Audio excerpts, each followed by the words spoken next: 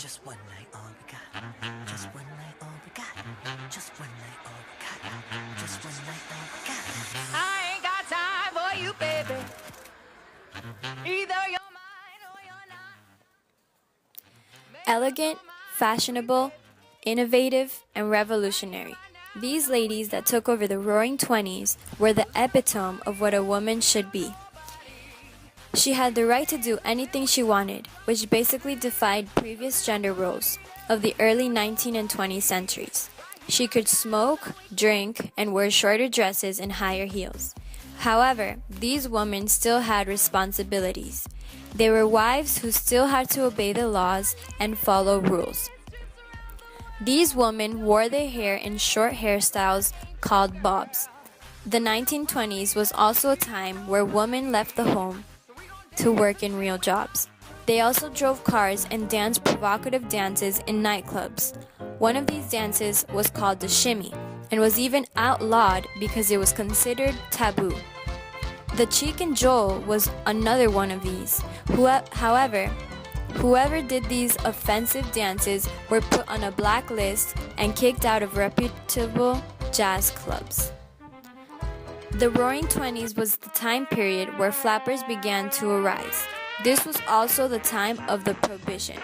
This was when the United States outlawed the sale and distribution of alcohol.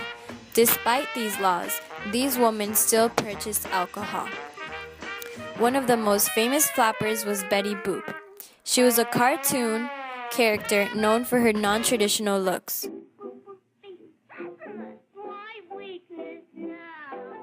She is the world's first animated sex symbol, despite starting life as a dog. Welcome to WatchMojo.com, and today we'll be taking a look at the history of Betty Boop. Betty Boop was created by Max Fleischer of Fleischer Studios and made her debut in 1930s cartoon short, Dizzy Dishes. The cartoon originally starred the voice talent of Margie Hines. I have to have love, but when I'm having my love.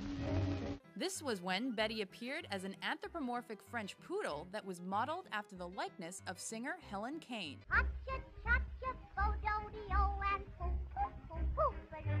Betty was an immediate success due to her saucy look. However, it was only in 1932's cartoon Any Rags that she transformed into a human. Her floppy ears became hoop earrings, and her black canine snout transitioned into a skin-colored button nose. Betty was a coy singer with a large, childlike head who loved to dance and lift her skirt. She became well known for her cute catchphrase, and many viewers felt her talents went beyond what she showcased on stage. Betty Boop did not approve of the era's dress code. She quickly emerged as the star of the talk cartoon shorts and starred in over 100 cartoons. She also served as a symbol of the Depression era and as a reminder of the carefree days of jazz. Betty Boop stood out in animation for her unique portrayal of women, which was in stark contrast to her contemporaries like Minnie Mouse. While Minnie did show her underwear and blouses in a childlike way, Betty was proud to flaunt her sexuality and display her feminine characteristics by wearing high heels and a garter belt. In fact, male characters were regularly shown sneaking a peek underneath her clothing.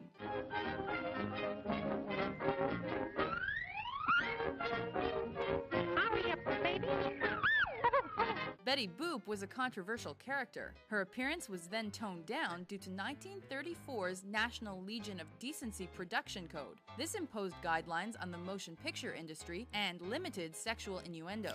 Boop was an example to young women that taught them to embrace themselves. However, the older generation did not want these women roaming the streets half naked. So some states banned skirts that were shorter than 3 inches above the ankle. If you did wear this, then you would be fined. Male employers also would fire women who had their hair bobbed or did not wear appropriate clothing. There were even people called modesty queens who went around on beaches that measured the length of your skirt. If it wasn't long enough, again, you would be fined. One student from Paris said, no more than the waist on the dress she wore. These beings without breasts, without hips, without underwear, who smoke, work, argue, and fight, exactly like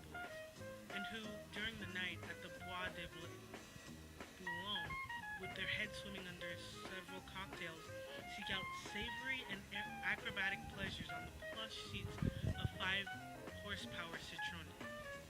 These aren't young girls. There aren't any more young girls. There are no more women either. The obvious attempts at slowing down these women were not working. They still partied and drank and danced inappropriately.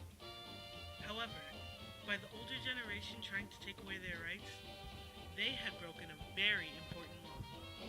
In the first section of the 14th Amendment, it states that no state shall make or enforce any law which shall abridge the privileges or immunities of citizens of the United States, nor shall any state deprive any person of life, liberty, or property without due processes of law, nor deny to any person within its jurisdiction the equal protection of laws.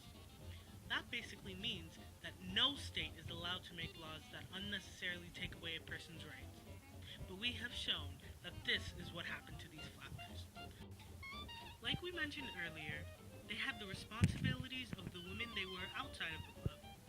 A wife, a mother, an employee, or whatever the case may be. The only laws that they broke were the ones that restricted their freedom. The flapper era came to an end when the stock market crashed on October 1st, 1929. This started the Great Depression. The carefree jazz age had come to an end, and so did the flapper style. A New York Times editor said that who has seen recent days this creature? The editors wondered, described as a typical post-war flapper. Her hair was furiously frizzled. Her smoking was over-enthusiastic. Her chewing gum was too loud and too large. Her vocabulary was imported directly from the trenches.